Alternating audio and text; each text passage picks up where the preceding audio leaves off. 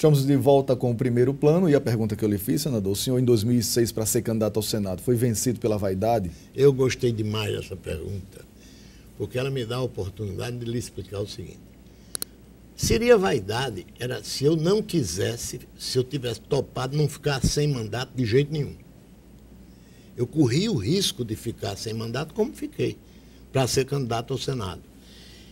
Ser candidato a deputado não me diminuiria. Vou lhe dizer uma coisa. Aloysio Alves, de quem a gente já falou nesse programa, foi tudo na vida, mas nunca foi senador, foi deputado federal. Ulisses Guimarães foi deputado federal. Tancredo Neves foi deputado federal. Como é que Geraldo Melo não podia ser deputado federal também? Então não tem problema de vaidade aí. A questão aí é que o conceito dessa solução era dentro da minha cabeça, de que alguém que não pensa só no processo político, mas procura qualificar eticamente as suas posições e o seu dever, eu achei que não era uma coisa certa. Porque se eu fosse candidato a deputado federal naquele ano, eu ia ser eleito. Mas, na verdade, eu estava procurando um emprego somente. Por que eu ia ser candidato a deputado federal? Eu passei 4 anos dizendo que era candidato a senador. Aí acontece uma coisa e diz, não, agora eu vou ser candidato a deputado federal, porque aí eu me elejo. Então, a democracia não existe para me dar a oportunidade de eu me eleger. Então, eu achei que havia uma tomada de posição que eu devia fazer naquela hora e tomei, certo ou errada. Como foi para o senhor ser preterido por 2 grupos, um deles, inclusive, que o senhor teve posturas de lealdade ao longo da sua vida pública, e o senhor, naquele momento, onde colocou a sua candidatura 4 anos antes ao Senado e foi simplesmente preterido nesse processo? Olha, esse é um episódio, você sabe que na vida política as coisas são assim. As pessoas tomam uma posição política num determinado momento em face da realidade daquele momento. Algum tempo depois aquela realidade se altera e você tem que tomar uma posição política em função da nova realidade que se criou. Então você não pode estar rebuscando para trás para ir buscar mágoas ou queixas ou ranços que terminariam influindo nas suas posições políticas, influindo, você fazendo política com o fígado e não com a cabeça. Né? Então, eu faço muito com o coração, o que é um erro, mas faço. Apenas eu tenho que deixar a cabeça um pouquinho acima dele. Então, na verdade, eu não posso dizer que gostei, eu não gostei.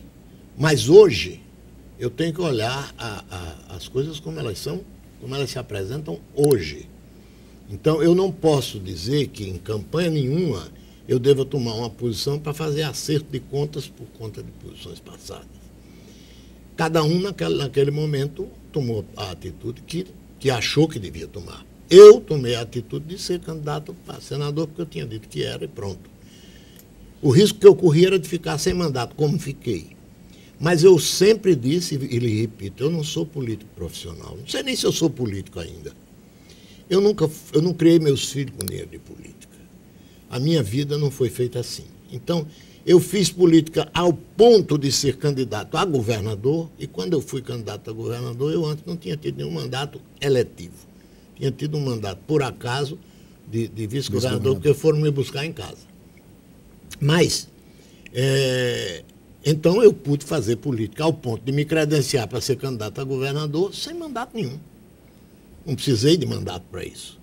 Então, para existir na política do Rio Grande do Norte, eu preciso de ter lucidez para observar as coisas e tomar posição em relação a elas. E pronto, como cidadão, que é o que eu sou, é o que eu continuo sendo. Então, eu como lhe disse, eu não sei nem se eu ainda sou político. Sei que não sou candidato a coisa alguma, ninguém perguntou se eu quero ser. De forma que eu estou muito bem, muito satisfeito, e olhando com muita clareza o que tenho que fazer nos próximos dias. Agora, 2014, nós estamos no ano eleitoral. O senhor, com uma experiência que já teve, o senhor acha que o governador eleito esse ano, qual é o grande desafio como um governador pode ajudar a amenizar esses problemas, já que a grande dificuldade, pelo que parece, é num todo, é no sistema político brasileiro? O governador que vai assumir precisa ser alguém que tenha condições de entrar nas salas fechadas de Brasília. Porque existe uma realidade que precisa ser dita. Não adianta nenhum governador dizer eu vou fazer e acontecer, porque o Rio Grande do Norte é um estado pequeno demais, com uma influência muito pouca no conjunto das decisões nacionais, para que você possa autonomamente aqui definir quais são as novas prioridades do Estado. A realidade é que as prioridades estão sendo definidas lá.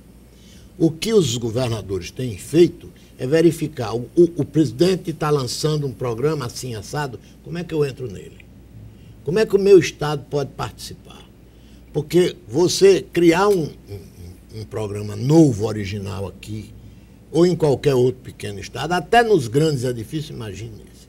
Então, a primeira coisa é o desafio de viabilizar o seu mandato, ajustando as suas prioridades às prioridades que são definidas em Brasília. Por isso é que eu disse que ele precisa ser alguém que possa sair daqui e empurrar as portas fechadas de lá, para que na hora da formulação dessas prioridades a voz do Rio Grande do Norte possa ser ouvida. É preciso que o governador que vem, não estou falando de idade de ninguém, eu estou falando de cabeça das pessoas.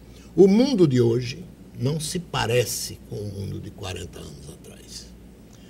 A realidade de hoje não é uma realidade que o aprendizado feito, quando não existia internet, quando ninguém passava um e-mail, quando você mandava uma carta pelo correio e não sabia se ela ia ser entregue. Hoje é preciso se saber que o mundo é uma coisa só. É preciso meditar sobre o que implica, o que influi na vida e no processo de decisão de cada um. Essa realidade ela é tão transformadora que um governador tem que se sentar na mesa sabendo que o mundo funciona assim. Então, o padrão, a pressão de que você tem. Em Jucurutu, as pessoas sabem que existem lugares do mundo que as coisas não funcionam daquele jeito e passam a exigir que se funcione em Jucurutu, ou em Campina Grande, ou em Caruaru, como funciona no resto do mundo. Por isso eu acho que o Rio Grande do Norte vai enfrentar este ano um momento muito importante para que essa realidade chegue ao Palácio do Governo. Gostaria de agradecer por sua presença, sua participação aqui no Primeiro Plano. Espero que essa seja apenas a primeira conversa que a gente venha a ter aqui, que futuramente aí o senhor volte. Sempre falta tempo para tanta história e tanto aprendizado em ouvir o senhor falando. Eu tive uma oportunidade que você me deu, muito, muito honrosa. Eu quero apenas agradecer a você, agradecer a TV Ponta Negra, quero agradecer a vocês que estão em casa tendo a paciência de ouvir essa conversa e dizer que para mim foi uma grande honra e eu vou apostar a partir de hoje no enorme sucesso do seu programa, que você merece o sucesso profissional que tem tido. Fico muito feliz, muito obrigado. O Primeiro Plano vai ficando por aqui. No próximo sábado às 7h20 da noite a gente está de volta com mais entrevista, mais bate-papo desse, sempre direto no Primeiro Plano. Até lá.